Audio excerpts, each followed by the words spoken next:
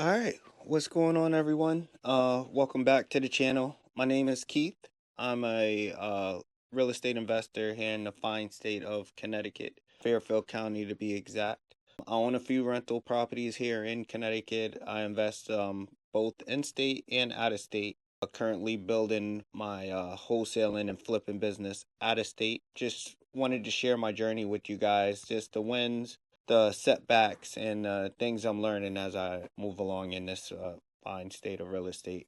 So the goal of this channel is to simply to document my journey and how it's going in real estate, while hopefully helping newer investors avoid some of the mistakes I'm making, and showing that you don't have to do it all to figure it out. We have a community here that we're all learning together and trying to get started and trying to get either progress. Some of us a little further along than others, but we're all trying to on the same ship and trying to move forward in the game of real estate.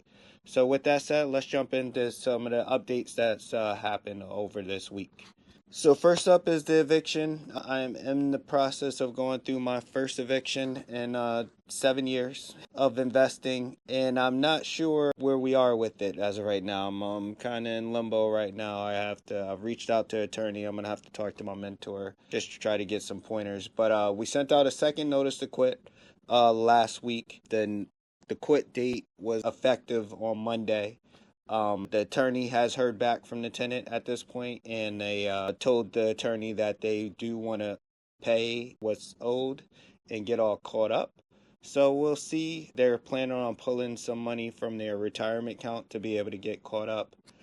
My concern, right, is you could pull the money from the retirement account to get all caught up, but are you going to be able to pay it going forward, right? I mean, you have not paid a full month of rent on time since you've been there since you moved in March.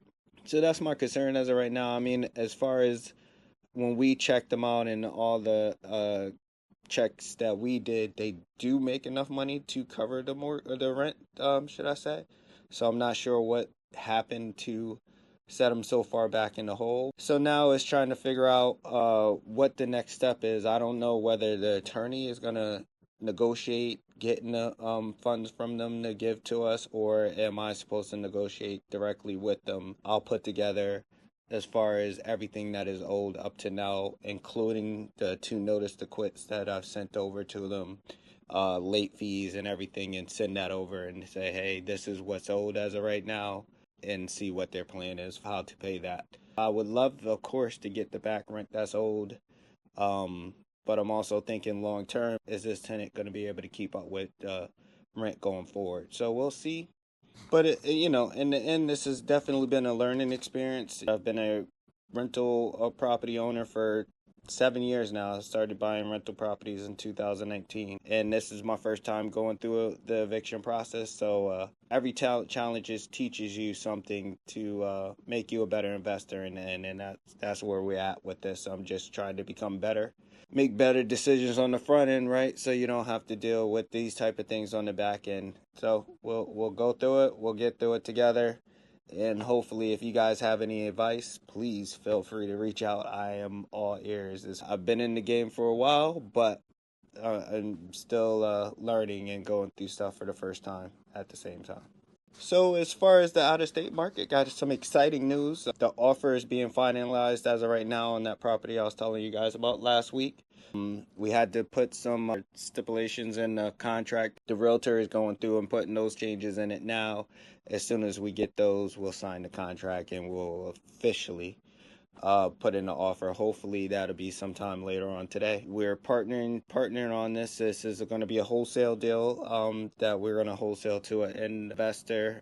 It's right now it's probably more of a flip, but it could also be a rental. It just all depends on what that investor is looking for. But that's the type of properties that we look for in this type of situation, is properties that can work as a flip but also work as a buy and hold also, just to give you multiple exit strategies. Seller is willing to negotiate. We gave them a pretty low offer to begin with, but we left a little room to be able to negotiate up. So the plan with this is to do a double closing on this. Double closing means that we'll actually, because it's an on the market property, so we'll purchase the property in our company's name, and then we'll sell the property like right away to the investor. So meaning that we'll have to bring funds to the table to be able to purchase the property, and then within an hour or two we'll sell that said property to the end buyer, just so that it keeps the everything cleaner as far as the paperwork and all the different issues with wholesaling. There's a lot of stuff around wholesaling right now, and I know even really in Connecticut, I know they passed some stuff about wholesaling, so which I haven't even studied about it. I remember talking about it in my last meetup. So that's the plan as far as double closing. Just purchase the property ourselves with our own money, and then sell said property on the other side, but within an hour or two. So it'd be immediate as far as selling that property over to the investor. So just the reason that we're going this route, a lot more flexibility as far as being able to close it ourselves, and just leads to a cleaner transaction in this type of situations, especially with it being an on market property. A lot of people don't like you going through and wholesaling it on the back end, especially if you're not actually closing on it yourselves. So that's the reason we're going through the double close, just to be able to better fit some of the deals and make the deals work a little bit better for everybody involved, and both sides of the transaction. It just makes it cleaner and keeps us safe, right? It keeps us from getting in any trouble as far as breaking any laws as far as wholesaling. I'm still learning this is a real side of the business. I'm not as into it. I've done a few deals here and there, but my partner is really the specialist at this side of it, as far as putting together the contract and stuff like that. So this is all a learning process for all of you guys, all of us. So as I go through this and learn it, I'm trying to help you guys learn it also, and taking you guys through the process with me. So stuff is still moving here in Connecticut, still pulling lists, still calling, still texting, still mailing leads. Looking for my next flip, possible wholesale deal, buying whole deals here in Connecticut also. Working with private money lenders. Actually met another one this week, which is pretty cool. I had a friend of mine, shout out to Lewis, for sending me this contact as far as a private money lender. So I'm working with them, trying to send them some of my credit stuff, just so that they can have an idea of what kind of loan programs they could put me in, or what they do. Just trying to continue to build relationships, and now just need the right property to make the next deal. So we're still looking, still working on it. So, why am I wholesaling? Still just trying to really build more capital. That's been the main focus as far as why wholesaling first. It really does lower your risk, even if you got to come up with all the capital up front. As long as you have a solid buyer on the back end that's going to really close that deal. And this buyer, my partner has worked with before and has sold deals to before. So that's the reason I'm kind of confident in our buyer on the back end. So it's just making sure that the deal makes sense for them to be able to purchase it, right? So that's where we are with that. That's the reason I'm going that route. It should go a lot faster to get to some cash, and just open up more opportunities for me. The long-term goal, of course, still is to continue flipping, continue buying rentals, and wholesaling is going to provide me the cash to be able to do that quickly. Sometimes the smartest next move is more important than the biggest next step, right? And that's where we are. I spoke about earlier, still networking, still meeting people, still I go to the gym every morning and talk to other real estate investors that I go to the gym with. Always trying to talk real estate, always trying to learn, always trying to get better. You never know what insight somebody might have that can lead you to that next deal, or that next opportunity, or that next lender. I said, talking to a old buddy that I graduated high school with about real estate, and they were like, "Hey, I know of a private money investor that might be willing to help you. Let me get you in contact with them." That's how I got that information. But it's always from talking about real estate and just talking about what you're doing and what you're trying to do with people.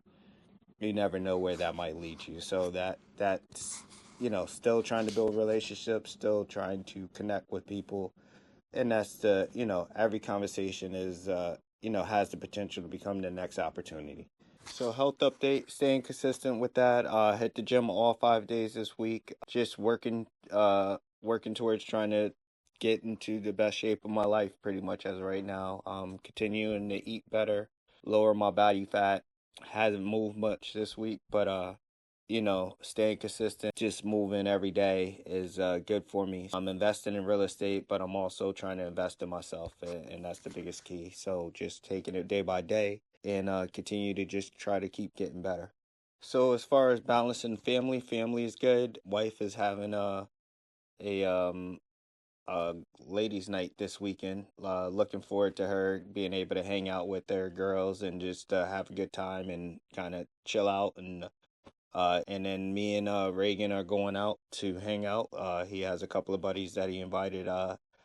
We're gonna probably go out for pizza and then go up to Urban Air, one of the little trampoline park slash video game slash go kart spots here in Connecticut. So should be a good time. I get to spend some quality time with Reagan.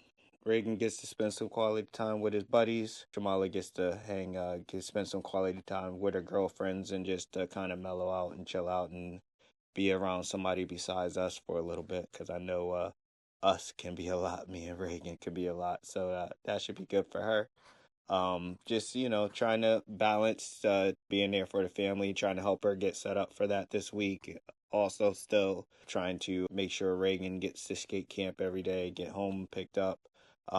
He did have an opportunity this week that kind of fell through. It didn't work out, but to go walk a job site of a construction company, local construction company here in Connecticut. They're building a new building here, and Reagan knows the owner. So the owner was going to actually let him walk the job site, walk him around, talk to him about the different things that are going on. And we were going to ask him if it was okay for Reagan to ask him a few questions and just, get some ideas of being a business owner just so he can grow into that. And I know that's something that we've pretty much instilled in him from the beginning, to own businesses and be a business person and be to work hard and those type of things. So he's looking forward to it. He was kind of disappointed that it didn't happen this week, but we're working towards already trying to get that rescheduled. So it's busy, but it's the whole reason that I'm building this business is to be able to create